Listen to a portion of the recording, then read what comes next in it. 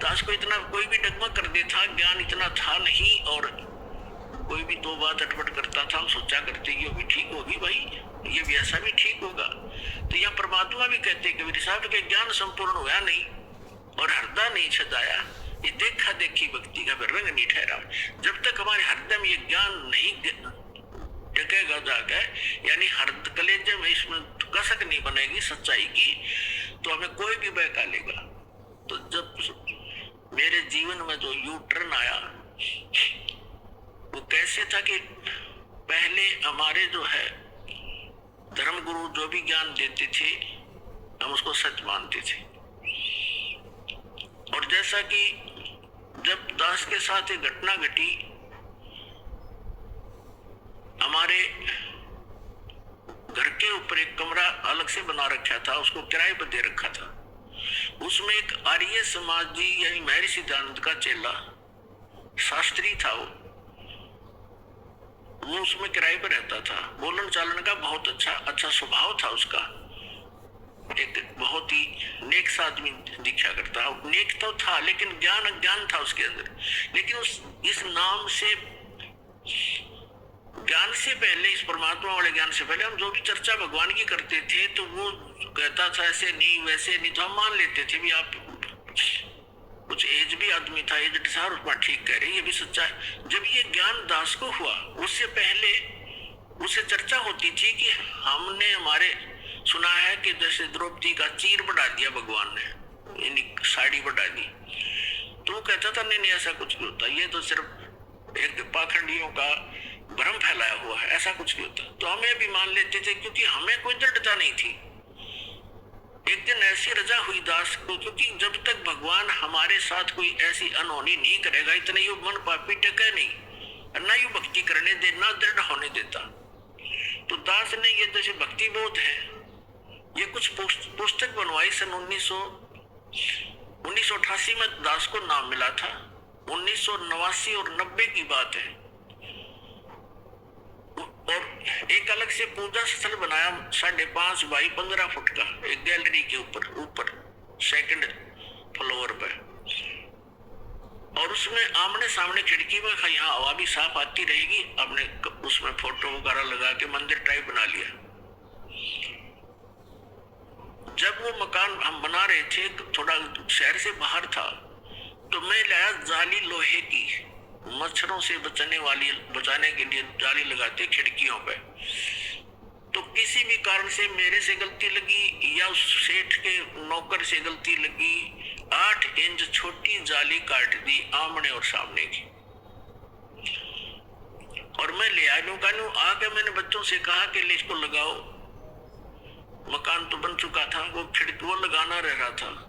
जब वो लगाने लगी, बड़ा लड़का और एक किराएदार था वहां, अन्य बिहार का था, उन दोनों ने लग के वो लगानी चाहिए। तो उन्होंने कहा जी ये तो छोटी है, और छोटी भी थोड़ी नहीं, 8-9 इंच ऊपर ऐसे खड़े तो सही, बराबर में छोटी थी साइड में चौड़ाई में। मैंने देखा भी सच में छोटी है। दूसरी देखी, वो भी ऐसे, दोनों एक जैसी खिड़कियां थी आमने सामने। मैंने सोचा इन्हें रख दे लपेट के और स्टोर में डाल दी ऊपर। वापस लेके जाऊंगा, वो लेगा नहीं, कहेगा मेरे क्या काम है, ये राड बढ़ाया नहीं करते भक्त, मैंने डाल दी। कुछ दिन के बाद दास ने ये भक्ति बोध बनवाई। उस समय दास को दीक्षा देने का आदेश नहीं था तब तक। 1994 में दास को आदेश हुआ है। 6 वर्ष तक दास सेवा करता था, भक्तों को समझाता था, गुरु जी के पास ले जाकर दीक्षा दिलवाता था। फिर उनकी रजा हुई, आदेश दे दिया दास को अचानक कि आज के बाद तू गुरु होगा। और आज के बाद सबको बोल दिया कि इनसे उपदेश लो, जितने भी उनके शिष्य थे, जो इनको गुरु नहीं मानेगा मेरा कुछ नहीं लगता। अब इतना बड़ा जिम्मेवारी का काम दास को जब अचानक सौंप दिया तो पसीना पसीना हो गया।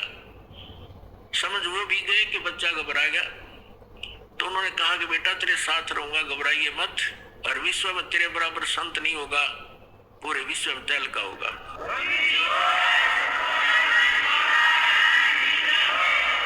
उस समय तो मुझे ऐसा लगा कि अपने बच्चे को सभी शाबाशी दिया करते हैं। और सभी अपने बच्चे की कामना किया करते हैं, ये बड़ा अफसर बनेगा और तू देखिए न्यू हो जाएगा। मुझे पता था मैं कैसा संत हूं और क्या मैं कर सकता हूं, लेकिन उस समृद्ध के वचन से आज ये सब कुछ सफल हुआ है। आज देख रहे हो विश्व में कोई संत नाम की चीज नहीं। आप तो बालक नहीं हो, एजुकेटेड है, सारा सब इतिहास आपके सामने खोल दिए, और ये दास को वो ज्ञान कबीर भगवान ने दिया और मेरे गुरुदेव का आशीर्वाद फल रहा है। तो मैंने पहले क्या करता था, दास की पुस्तक बनवाता था और हमारे गुरुजी फ्री दिया करते थे सबको जो उनके उपदेश लिया करते थे।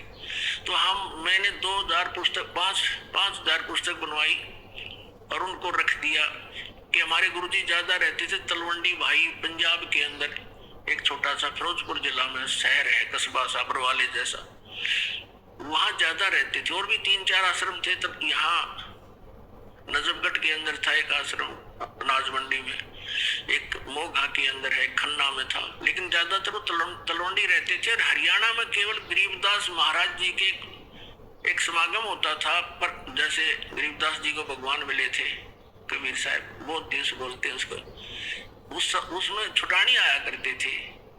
तो हम इंतजार में रहते थे जब वो छुटानी आएंगे, उसे मिलते रहते थे उनसे, लेकिन यहाँ वो दीक्षा देते थे और फ्री पुस्तक देते थे। तो मैंने वो पुस्तक बनवा ली, यानी जैसे आजकल मार्च में, अप्रैल में, मार्च में चले जाते थे, फिर आते भादुआ के अंदर आते थे सितंबर में, जब गरीबदास जी का निर्वाण दिवस होता था, और मार्च में होता था उनका बोध दिवस। ये 2 ही तो उनको उपलक्ष्य इनमें समागम आते थे। तो मैंने अप्रैल मार्च के समागम के बाद ये पुस्तकें बनवाने का निर्णय किया उनके आदेश से और बनवा के रख ली। तो मैंने पूजा स्थल पे एक तख्त डाल रखा था, उन पर कपड़ा बिछा के सुंदर वो सारी पुस्तक लगा दी। आएंगे गुरुजी तो उनको संभलवा देंगे, वो फिर देते रहेंगे, सेवा के लिए रख दी। एक खिड़की में से शीशा टूटा हुआ था खिड़की का, उसमें से चूहे बढ़कर उनको काटने लगे। 2-3 दिन के बाद मेरी नजर गई कि चूहों ने काट दिया। तो फिर मुझे ये भी ध्यान आया कि एक खिड़की का शीशा तो बिल्कुल ठीक है, एक का शीशा टूटा हुआ है, और शहर से दूर होने के कारण एक छोटे से शीशे के लिए कोई चढ़ाने वाला भी तैयार नहीं होता छाने के लिए। 1-2 बार कोशिश भी की थी, वो टाल-मटोल कर देते थे, ज्यादा कार्य होता आ जाते थे। तो मेरे दिमाग ने काम किया कि वो दोनों जाली दोनों खिड़कियों की लाए थे, इनको ऊपर नीचे ओवरलैप करके लगवा देता हूँ, चूहों से बचाव हो जाएगा। तो मैंने बच्चों से कहा कि आप ऐसे करना, वो दोनों जाली उतार लो, उतरवा ले लेना तेरी माँ से, और इनको ऐसे ऊपर नीचे लगा के चढ़ा देना खिड़की पर। वो लड़का बोला जी ठीक है, छोटा लड़का था 12-13 वर्ष का उस टाइम। और वो दूसरा जो एक और था अनिल नाम का, बिहार से आया हुआ, किराए पर रहता था, वो जवान ठीक था, समझदार साहब। उन दोनों को मैंने बोल दिया। मैं अपनी ड्यूटी पर चला गया। दास था जूनियर इंजीनियर इन इरिगेशन डिपार्टमेंट हरियाणा। तो मुझे तो चिंता थी।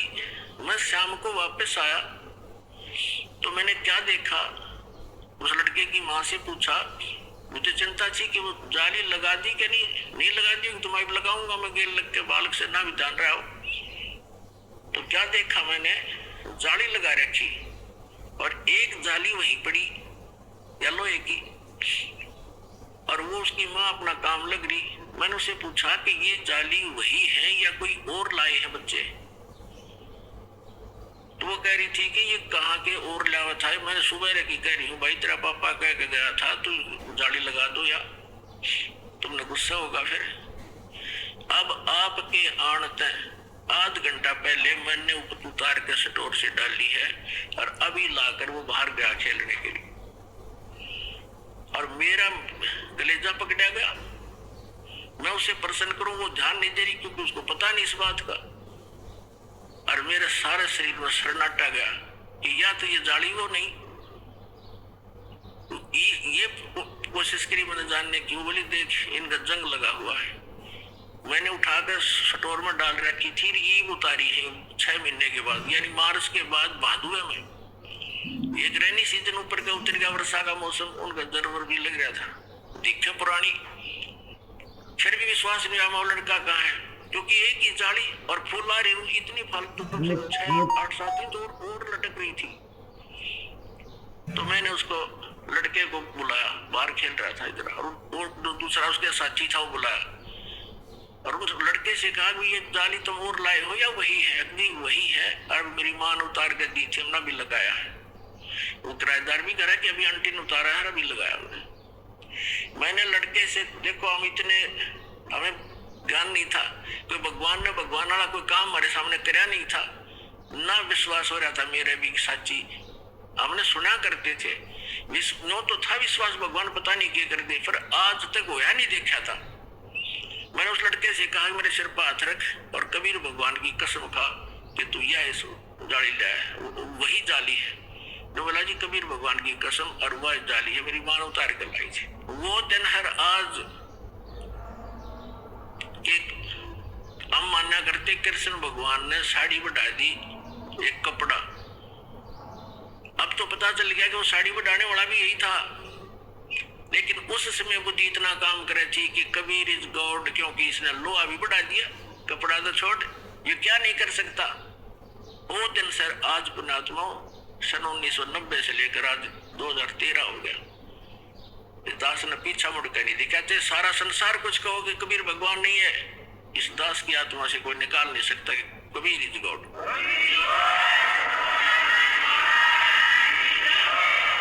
अब जब दास के साथ यह घटना घटी और वो कम से कम 10 साल लगी रही वो जाली ने किन औरों को दिखा करता, देखो जो भगत थे वो तो मान जाते, बकवादी होने गए, बकवास करे, झूठ बोलो, पाखंडी है। अच्छा भाई, तो फिर मैंने सोचा कि देखिए आर्य समाज का जो व्यक्ति है कितना अच्छा आदमी है, बोलन चालन का, व्यवहार का ठीक, अच्छा चरित्रवान व्यक्ति है, और इसको अज्ञान है। ये कहा करता कि ऐसे नहीं हो सकता, साड़ी नहीं बढ़ सकती। तो मैंने सोचा ला इसको समझा दूं, क्योंकि मेरे से पहले वो काफी प्रभावित था, क्योंकि भक्ति में हम लगी रहे थे, पहले भी भक्त जैसे थे, हम नाम ना मिला था तब भी नेक नीति से रहना और कोई किसी को दुख नहीं देना, ये पहले से नेचर थी। तो मैंने उसके और वो मुझे ऐसा लगता था कि मेरी बात नहीं मानने का, लेकिन ये अज्ञान इतना गंद ठोक दिया उस मूर्ख में सिद्धानंद अज्ञानी ने, बिगाड़ दिया कितने व्यक्तियों वाली बातों को। तो मैंने उसके पास बैठकर जिक्र किया, जी मास्टर जी आप मानते हो कि भगवान श्री कृष्ण जी ने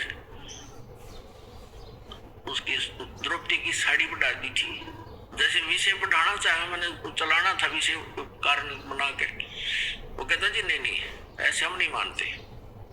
मैंने कहा जी, फिर मैंने उसको अपने उस जहां वो जाली लगा रखी थी ऊपर चौबारे में, उस गैलरी में, उस नीचे उसकी कक्ष था, उसमें बुला लिया, वहां बैठ के मैंने वो लड़के भी बुला लिए, दोनों जिन्होंने जाली लगाई, इनकी माँ बुला ली ताकि इसका पेटा भर दूं, विश्वास दृढ़ करवा दूं और ये मान जा हमारी बात को। उसको मैंने कहा जी देखो आप तो कपड़े की बात करते हो, हमारे भगवान ने लोहे की जाली बढ़ा दी, आप सत्कर मानो। जो बोला वो कहने लगा कि नहीं आप ये कोई बात हुई, साड़ी कभी बढ़ती है, जाली कभी बढ़ती है। वो बोला देखो आओ दिखाऊं आपको। बोला नहीं छोड़ो हम नहीं मानते। अब वो काफी अटपट बोलने लगा। मुझे आशा नहीं थी कि इतना एकदम ऐसे गिरगिट की तरह बदल कर ऐसी बकवास करने लग जाएगा। मेरी आशा के विपरीत उसने ये बात कही कि आप तो ये पाखंडियों के बकाई हुई बातें हैं, ये है। अब पाखंडी तो मैं जब हूँ जब कोई रोजी रोटी पाखंड से चला रहा हूँ, मैं तो नौकरी करता था, इंजीनियर था, 2 रोटी सुथरी मिल रही थी, अब भी मुझे पाखंडी कह रहा है ये मूर्ख। तो मैं चुप हो गया कि मैं अब इससे आगे बोलना कोई अच्छी बात नहीं, ये सुनता ही नहीं। मैं चुप हो गया, चल भाई अब आप नहीं मानोगे तो मानो मैं भी ना आपकी, क्योंकि मैं दर्द हो गया, मेरे साथ घटना घट गई। थोड़ी देर में उसने पता नहीं भगवान जाने क्या सोचा कि अभी मकान मालिक से नाराज हो गया, तो उसने नम्रता के साथ कहना शुरू किया कि आप इंजीनियर हैं, एजुकेटेड हैं, ये तो अनपढ़ लोगों की बातें होती हैं, ये बढ़ा दिया फलाना घटा दिया। मैं बोला ही नहीं, मैं इससे कोई फायदा नहीं है डिस्कस करने का। तो वो क्या कहने लगा कि मैं बताता हूँ, महर्षि दानंद ऐसे होते थे। महर्षि एक बार अपने कमरे में अभ्यास कर रहे थे, योग अभ्यास, और उधर से उनके दूध का समय हो गया, दूध पीता था वो सुबह सुबह। तो नौकर गया, उसने खिड़की से देखा महर्षि दानंद कमरा बंद, और उसमें योग आसन पद्म लगा के और योग अभ्यास के द्वारा ऊपर उठे और छत के सिर लगा के धीरे धीरे वापस आ गए, फिर ऊपर उठे। तो उसने औरों को भी बुलाया नौकर ने कि देखो महर्षि जी क्या कर रहे हैं। तो पहले उसने मेरे से क्या कहा, जब मैंने कहा ना कि देखो ये जाली बढ़ गई, हमारी लोहे की जाली बढ़ गई, तो कहता था अब बढ़ के और बढ़ा के दिखा जब मानू मैं। उसने ये कहा था कि अब बढ़ा के दिखा मेरे सामने जब मानू मैं। अब मैं कोई बड़ा जादूगर थोड़ा ही हूं, मैं नहीं कहता मैंने बढ़ाया, मैं तो कह रहा हूं भगवान ने ऐसा ऐसा कर दिया। इससे वो मैं चुप हो गया था, मैं इसको क्या जवाब दूं भाई, मैं बढ़ाऊं तो फिर मैं अपने लिए तो नहीं कहा, भगवान के लिए कहा। तो फिर वो क्या कहता है कि देखो महर्षि ऐसे होते हैं, योग अभ्यास से छत के सिर लगा देता था वापस आता। मैं बोला झूठ, कति नहीं मानू, आप करके दिखाओ। वोटे का मुंह हो गया उसका, मगर करके दिखाए जब मानो तुझे मैं नहीं, झूठ बोलता है तू भी। लेकिन हम ये नहीं कहते कि ऐसा नहीं हो सकता, लेकिन महर्षि तो ये भी ना कर सकते तो कति नारायण अज्ञानी और कति हर तरह से फेल आदमी था, उसकी पॉकेट में बना रखी थी इन लोगों ने। लेकिन ऋषि महर्षि यहाँ तक प्रमाण है कि संत स्वर्ग में चले जाते थे, दूसरे लोकों में जाते थे, वापस आ जाते थे। लेकिन ये मोक्ष मार्ग नहीं है ऐसे धक्के खाने भटकने से। तो फिर वो चला गया, उठ के माना नहीं, मैं अब मैं तेरे नहीं मान सकता। तो पहले तो हम डगमग थे, हमें जो भी कुछ कहता था उसी की मान लेते थे। अब पृथ्वी इधर से उधर हो सकती है, दास ये नहीं मान सकता भगवान क्या नहीं कर सकता, सब कुछ कर सकता है।